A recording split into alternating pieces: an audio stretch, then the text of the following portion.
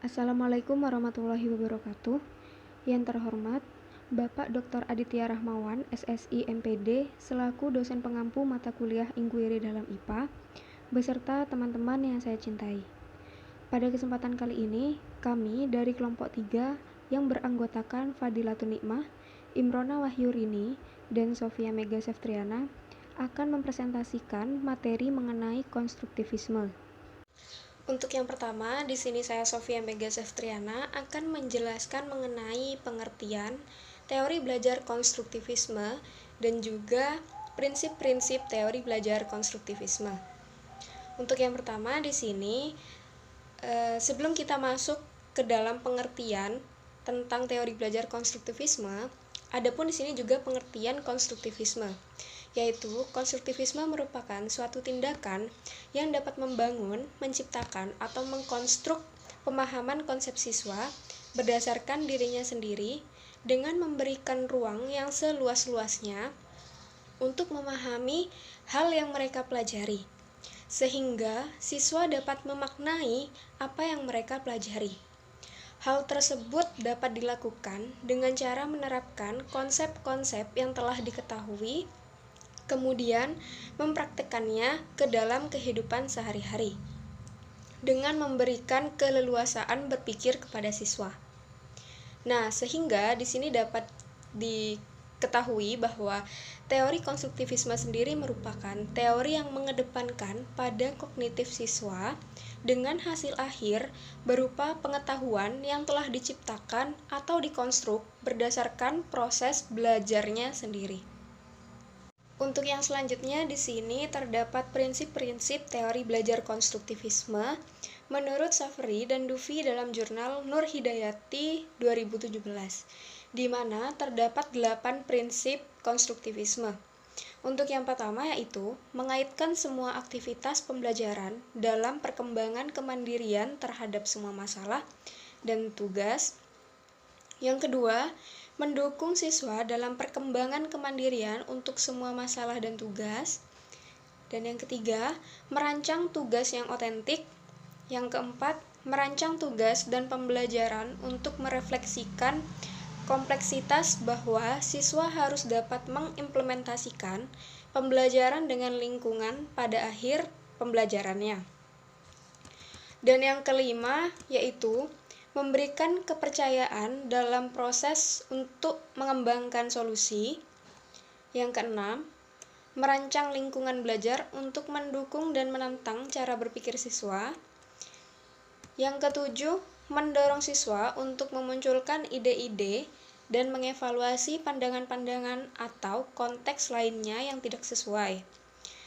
Yang kedelapan, yaitu memberikan kesempatan dan mendukung refleksi apa yang telah dipelajari pada proses pembelajarannya. Dari banyaknya prinsip-prinsip teori belajar konstruktivisme yang telah saya jelaskan, hanya ada satu prinsip yang paling penting dalam teori belajar konstruktivisme, yaitu guru tidak boleh hanya semata-mata memberikan pengetahuan kepada siswa.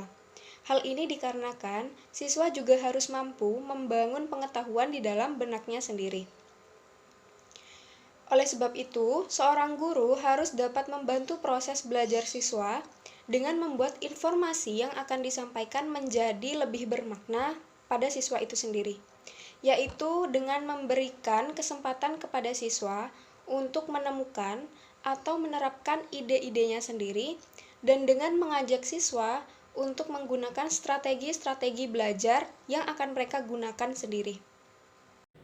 Baik, selanjutnya saya Fadilatun Nikmah akan menyampaikan materi mengenai ciri-ciri dan proses dari teori belajar konstruktivisme. Yang pertama yaitu ciri-ciri dari teori belajar konstruktivisme. Menurut Dave and Oldham dalam jurnal Umi dan Mulyaningsih tahun 2016, ada 5 ciri-ciri dari teori belajar konstruktivisme. Yang pertama ada orientasi, yang kedua ada elisitasi, yang ketiga ada restrukturisasi ide, yang keempat ada penggunaan ide baru dalam berbagai situasi, dan yang kelima ada review. Yang pertama yaitu orientasi, di mana siswa itu diberikan suatu kesempatan untuk mengembangkan motivasi dalam mempelajari suatu topik dan diberikan kesempatan untuk melakukan observasi. Yang kedua ada elisitasi. Siswa dapat mengungkapkan ide atau inovasi yang telah dimilikinya dengan jalan berdiskusi, misalnya yaitu dengan menulis dan dengan membuat poster. Yang ketiga ada restrukturisasi ide, yaitu siswa dapat mengklasifikasikan idenya dengan ide orang lain, yaitu dengan membuat ide baru. Yang keempat ada penggunaan ide baru dalam berbagai situasi. Ide atau pengetahuan yang telah terbentuk itu dapat diaplikasikannya ke dalam berbagai macam situasi di lingkungan sekitarnya. Dan ciri yang kelima itu ada review. Siswa dapat mengaplikasikan pengetahuan yang dimilikinya dan untuk pengetahuan idenya atau gagasan yang telah ada itu perlu direvisi dan bisa juga ditambahkan atau dengan cara mengubah. Selanjutnya yaitu proses teori belajar konstruktivisme. Proses belajar pada teori konstruktivisme itu merupakan seorang pendidik berupaya untuk mengarahkan bagaimana peserta didik itu harus menemukan sendiri informasi yang didapatnya dan mentransformasikannya informasi tersebut secara kompleks. Nah, serta menghubungkan informasi yang baru diperoleh itu dengan aturan yang lama untuk direvisi apabila aturan-aturan itu tidak lagi sesuai dengan aturan yang telah berlaku. Tugas dari seorang pendidik itu dalam teori konstruktivisme adalah seorang pendidik hanya sebagai fasilitator, yaitu untuk menciptakan suatu lingkungan pembelajaran yang optimal dalam proses belajar mengajar dan menjadikan pengetahuan yang bermakna dan relevan bagi peserta didiknya. Sementara seorang peserta didik itu harus terlibat dalam melakukan kegiatan, aktif berpikir, menyusun konsep secara mandiri, dan juga memberikan makna pelajaran yang telah dipelajarinya. Hal ini itu dikarenakan peserta didik dalam teori konstruktivisme itu menjadi pusat kegiatan belajar di dalam kelas. Selanjutnya, saya Imrona Wahyurini akan menjelaskan tentang implementasi teori belajar konstruktivisme, kelebihan dan kekurangan teori belajar konstruktivisme.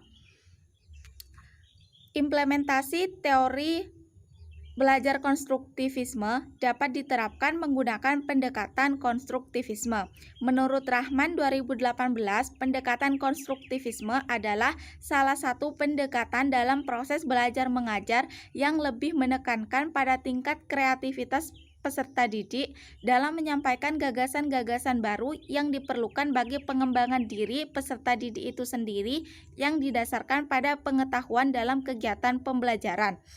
Menurut Waseso 2018, tahapan pendekatan konstruktivisme meliputi 1. Mengamati. Contohnya, peserta didik mengamati gambar atau video, melakukan pengamatan praktikum, dan mengamati peristiwa tentang suatu hal yang sebelumnya belum pernah diketahui atau sudah diketahui.